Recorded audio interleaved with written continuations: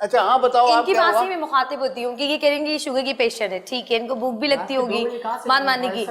जी बेटा। बच्चे के एक बेबी का दूध आया और रात के 2 बजे कहाँ से लाएंगे?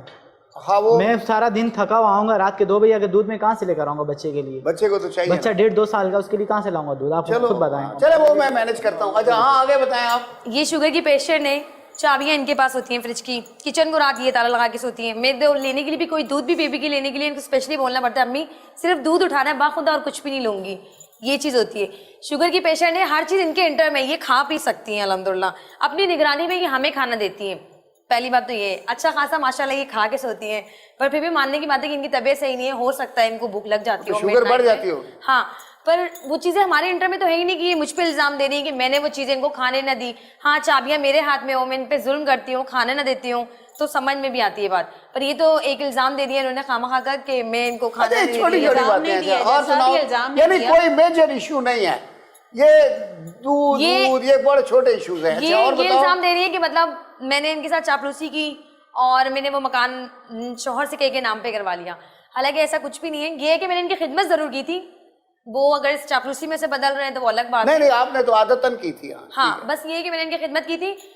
जब अब्बू का इंतकाल हुआ तब इनकी आदतें कुछ ज्यादा बढ़ गई थी, जो बर्दाश्त से बाहर होती जा रही थी। कब तक आखिर बर्दाश्त करते हैं? इनको बहन के घर में इसी वजह से थी। छोड़ा था कि शायद इनकी नेचर चेंज हो जाए, पर इन्होंने बहन के घर में भी ये चीजें डाली। उनके मियां ने बोला असल में हुआ ये कि जो जुल्म पहले वो अब्बू पे करती थी वो सारा आप लोगों पे डिवाइड हो गया, हम लोगों में डिवाइड हो गया था। और ये इस चीज से मतलब वो नहीं करी थी कि मैं छोड़ दूं। अब्बू आजाद हो गए, फौत हो गए, अब्बू आजाद हो गए और आप फंस गए हैं। हम लोग फंस गए हैं, इसमें कुछ यही हुआ ना।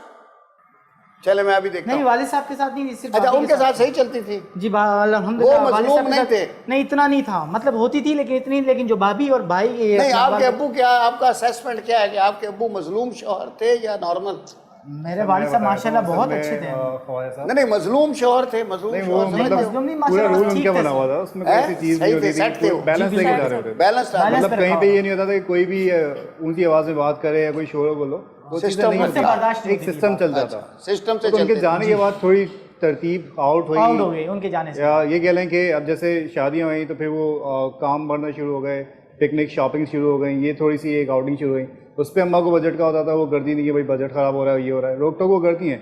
उनकी नेचर पुरानी है, वो पुरानी सोच के हिसाब से चल रही होती हैं।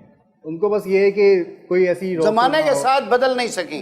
अच्छा चले अब आपका करते हैं, इसमें वक्त खत्म हो रहा है तो आप बताइए क्या करना है। जज साहब आप मुझे इंसाफ दिलाएं, आप किसी तरीके से मुझे मेरे घर के लिए मेरा इतना हो कि मेरे सर छुपाने की जगह मुझे मिल जाए, मुझे इनसे वो मिल जाएगी, लेकिन अब आप बदलेंगी कैसे, मुझे वो तो बताएं ना। मैं जज साहब इनके साथ बुरी नहीं हूँ, बिल्कुल मैं बुरी नहीं हूँ, मैं बिल्कुल अपना रवैया, आप समझदार हैं, अच्छी हैं, इन लोगों को मेरा रवैया बाद में चेंज होने लग गया, जबकि इनके अब्बू फौत हुए उसके बाद इतना क्यों मेरे से छोटे बेटे बबू ने मेरे रवैया इतना मेरा देखा कि अम्मी की तबीयत बहुत, बाद में मैं इनको अखरने लग गई, इनको बर्दाश्त नहीं हुई। सच्ची बात है, मुझे तो आपका बड़ा बेटा भी अच्छा लग रहा है। बड़ा बेटा मेरा बहुत, मैं आपको बता रही हूँ मेरा बड़ा बेटा बहुत अच्छा था शुरू से, अभी भी अच्छा है।